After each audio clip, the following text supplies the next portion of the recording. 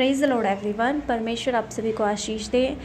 मेरे प्रिय मसीह भाई और बहनों, मैं आप सभी का हमारे यूट्यूब चैनल पर स्वागत करती हूं। अगर आप हमारे चैनल पर नए हैं तो हमारे चैनल को सब्सक्राइब कीजिए और बेल आइकन को दबाना ना भूलिएगा।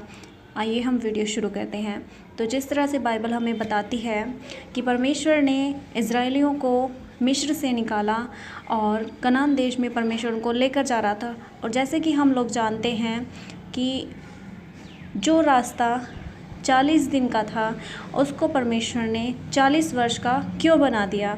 मतलब जो इज़राइली थे वो कनान देश में 40 वर्ष तक, इज़राइली जंगल में 40 वर्ष तक क्यों भटकते रहे। ऐसा क्या कारण था कि परमेश्वर ने जिस जगह पर उन्हें जाने के लिए 40 दिन लगने थे वहाँ उनको 40 साल क्यों लगे। तो आइए हम इस वीडियो में परमेश्वर के वचन के द्वारा जानेंगे। बाइबल में लिखा है कि यहोवा ने मूसा से कहा, कनान देश जिसे मैं इज़राइलियों को देता हूँ उसका भेद लेने के लिए पुरुषों को भेजे कि वे अपने पितरों के प्रति गोत्र के एक एक प्रधान पुरुष हों। और यहोवा से यह आज्ञा पाकर मूसा ने ऐसे पुरुषों को पारान में जंगल में भेज दिया जो सब के सब इज़राइलियों के प्रधान थे। हालेलुया। याकूब के बारे में जब हम देखते हैं तो उसके 12 पुत्र थे, और 12 पुत्रों के नाम के अनुसार जो गोत्र थे उनमें से मूसा ने हर एक गोत्र के अनुसार एक एक प्रधान व्यक्ति को कनान देश में भेद लेने के लिए भेजा। और उसने इस प्रकार उन्हें कहा, उनको कनान देश का भेद लेने को भेजते समय मूसा ने कहा, इधर से अर्थात दक्षिण देश होकर जाओ और पहाड़ी देश में जाकर उस खेत देश को देख लो कि वह कैसा है, और उसमें बसे हुए लोगों को भी देखो कि वे बलवान हैं या निर्बल, थोड़े हैं या बहुत, और जिस देश में वे बसे हुए हैं वह कैसा है, अच्छा या बुरा, और वह कैसी कैसी बस्तियों में बसे हुए हैं, और तंबुओं में रहते हैं या गढ़ अथवा किलों में रहते हैं, और वह देश कैसा है, उपजाऊ है या बंजर है, और उसमें वृक्ष है या नहीं, और तुम हियाव बांधे चलो और उस देश की उपज में से कुछ लेते भी आना। वह समय पहली पकी दाखों का था। जिस समय परमेश्वर ने मूसा से कहा, उस समय मूसा ने 12 व्यक्तियों को भेजा कि वे कनान देश का भेद लेकर आए, और मूसा ने उनको ये आज्ञा दी कि जब तुम जाओ तो दक्षिण देश से होकर जाना और देखना कि वहाँ के लोग बलवान हैं या निर्बल हैं, वो बहुत है या ज़्यादा हैं, वो बहुत है या थोड़े हैं, और वो जो देश में बसे हुए हैं वो देश अच्छा है या बुरा है, और उस देश की मिट्टी उपजाऊ है या बंजर है, उसमें वृक्ष है या नहीं है। इस प्रकार मूसा ने उनको आज्ञा दी, और इसलिए वे चल दिए और सीन नाम जंगल से ले होरेब तक जो हामात के मार्ग में है सारे देश को देखभाल कर उसका भेद लिया। वे दक्षिण देश होकर चले और हेब्रोन तक गए। वहाँ अहीमन, शेशे और तलमे नामक अकानवंशी रहते थे। हेब्रोन मिस्र से सोवन के 7 वर्ष पहले बसाया गया था।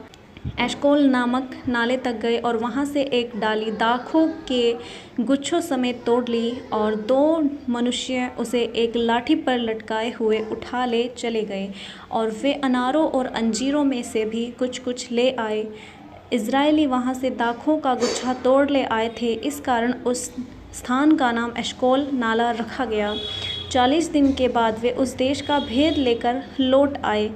हालेलुया। तो इस प्रकार बाइबल में हम देखते हैं कि जब वो लोग गए वहाँ से वो अंगूरों का एक गुच्छा तोड़ कर लाए, और बाइबल बताती है कि वो गुच्छा इतना भारी था, वो फल इतने बड़े बड़े थे कि 2 व्यक्तियों ने उनको कंधों पर एक लाठी की सहायता से उनको थामा हुआ था। हालेलुया। और बाइबल में लिखा है कि 40 दिन के बाद वे उस देश का भेद लेकर लौटे। उन 12 व्यक्तियों को, इज़राइलियों को 40 दिन लगे उस कनान देश का भेद लाने के लिए।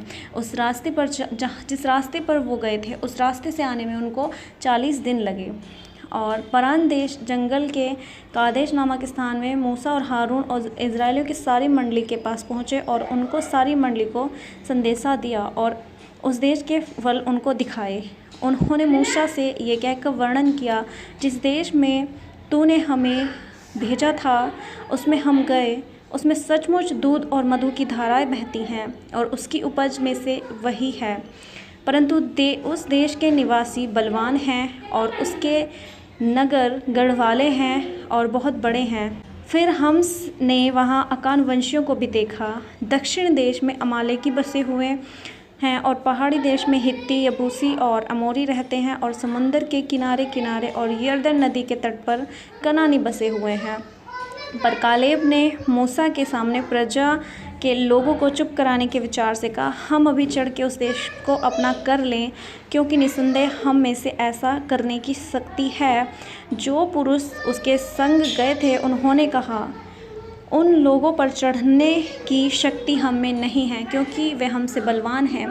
और उन्होंने इज़राइलियों के सामने उस देश की जिसका भेद उन्होंने लिया था ये कहकर निंदा भी की, वह देश जिसका भेद लेने को हम गए थे ऐसा है जो अपने निवासियों को निगल जाता है, और जितने पुरुष हमने उसमें देखे हैं वे सब के सब बड़े डील डोल के हैं। फिर हम वहाँ के नपीलों को अर्थात नपीली जाति वाले अकानवंशियों को देखा। हम अपनी दृष्टि में उनके सामने टिड्डे के समान दिखाई पड़ते थे और ऐसा ही उनकी दृष्टि में मालूम पड़ते थे। इज़राइली कनान देश का भेद लेकर लौटे। तब उन्होंने सारी मंडली के सामने ऐसा कहा कि हमने उस देश को देखा, उसमें सचमुच दूध और मधु की धाराएं बहती हैं और उस देश के निवासी बलवान हैं और उनके नगर गढ़वाले हैं, बहुत बड़े हैं। लोगों के मन को तोड़ दिया, लोगों के विश्वास को तोड़ दिया। पर जो कालेब था उसने मूसा के सामने प्रजा के लोगों को चुप कराने के विचार से कहा कि हम अभी चढ़ के उस देश को अपना कर लें, क्योंकि निसंदेह हमें ऐसा करने की सामर्थ्य है। पर बाकी 11 ने जो 10 थे उन्होंने कहा कि नहीं, हम उस नगर को जीत नहीं सकते, हम में इतनी शक्ति नहीं है। और उन्होंने इज़राइलियों के सामने जिस देश को परमेश्वर ने उन्हें देने का वायदा किया था उस देश की निंदा की। और परमेश्वर वह देश जिसका भेद लेने को हम गए थे ऐसा है कि अपने निवासियों को निगल जाता है। और लेकिन इज़राइलियों के जो बाकी 10 व्यक्ति थे उन्होंने लोगों के सामने ऐसा कहा कि उस देश के निवासी हमसे बड़े हैं, डील डोल हैं और वे ऐसे हैं कि हमें निगल जाएंगे। और उन्होंने कहा कि हम अपनी नज़र में, अपनी दृष्टि में उनके सामने टिड्डी के समान मालूम पड़ते हैं।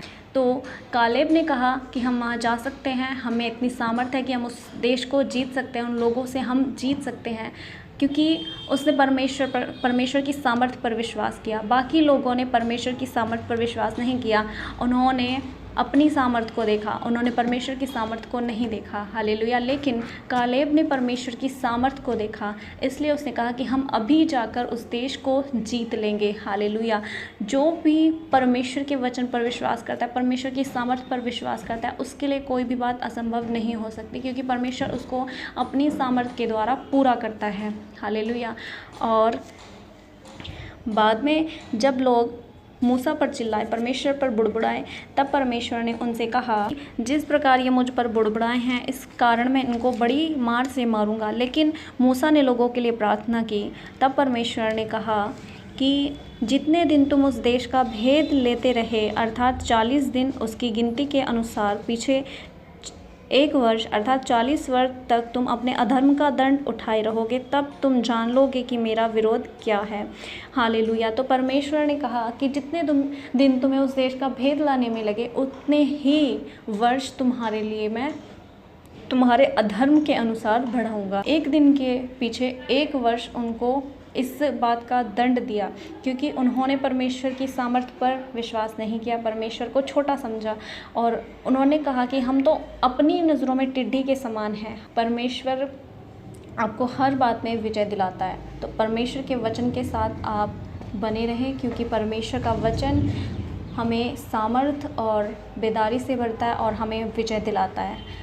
जैसे परमेश्वर ने कालेब और यहोशू को विजय दिलाई, सिर्फ कालेब और यहोशू ही उस वाचा की भूमि में जाने पाए, क्योंकि उन्होंने परमेश्वर की सामर्थ्य पर विश्वास किया, उन्होंने शक नहीं किया और परमेश्वर ने उनको आशीषित किया। हालेलुया। तो परमेश्वर आपको भी आपके हर एक जो मुश्किलें आपके जीवन में उनसे आज़ाद करेगा और जो आप सोच रहे हैं उसमें आपको परमेश्वर सफल करेगा। परमेश्वर आप सभी को आशीष दे।